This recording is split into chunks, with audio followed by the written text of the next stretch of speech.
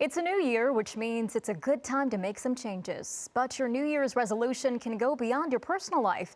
This morning, we're looking at what you can do to make your work environment more manageable, specifically when it comes to navigating rudeness in the workplace.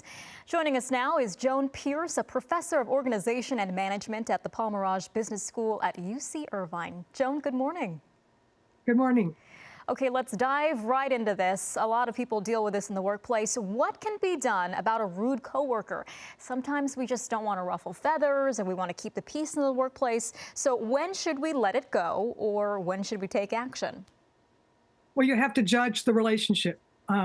If you have a relationship that's good enough, you can say, gee, I was really surprised that you insulted me or were dismissive or did something else that you saw as rude. But obviously, sometimes you can't do that. You might have a coworker who is just very touchy or will become very dramatic about it. So unfortunately, in many, many circumstances at the workplace, there's no one right answer. You just have to judge it based on the circumstances. Yeah, case-by-case situation with personality differences and situations. Let's talk about the difference between in-person rudeness and maybe online with emails and other digital messages coming off as rude. Yeah, our research with Kim McCarthy down at San Marcos, Cal State San Marcos, we found, first of all, that rudeness, whether face-to-face or email, both have negative effects. They both hurt morale and they both hurt productivity.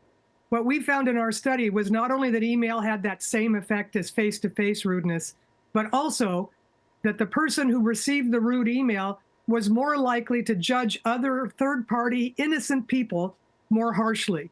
So it can create a negative spiral that's often hard to see because it becomes more indirect. And let's talk about your own self-reflection here. Maybe you want to check your own attitude before interacting with others at work, whether via email, over the phone, or even in person. How can we make sure we're not coming off as rude? Well, the first thing is slow down, especially with an email. The best thing is not to rush an email out, even though you have so many you have to do. But stop and look at it and read it again and realize that the person who is receiving it might not see it the same way you do.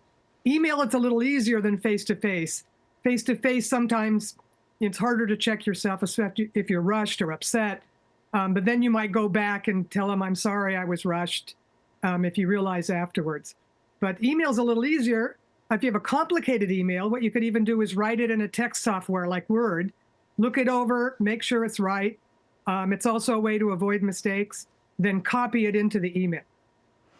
We often talk about workplace culture. Is there a way for maybe management or leadership in a workplace to make sure that rudeness is not an ongoing problem?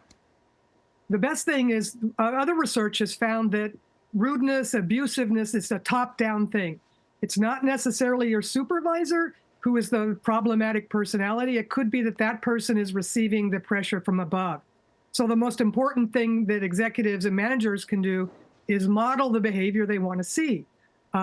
Be polite, explain. One of the important things to do to show respect to people is explain why something is happening or why this project has to be a priority. Sometimes you can't because of the circumstances, but sometimes you're just so rushed you don't think about it. But that's another way of showing respect to people. There are also some other factors involved. Does gender play any role in what's considered to be rude? Like, are women often held to a higher standard to be polite at work compared to men? Yes, they are.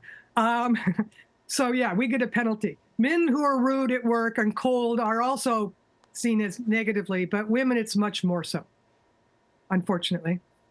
Yeah, sometimes men are seen as more assertive and,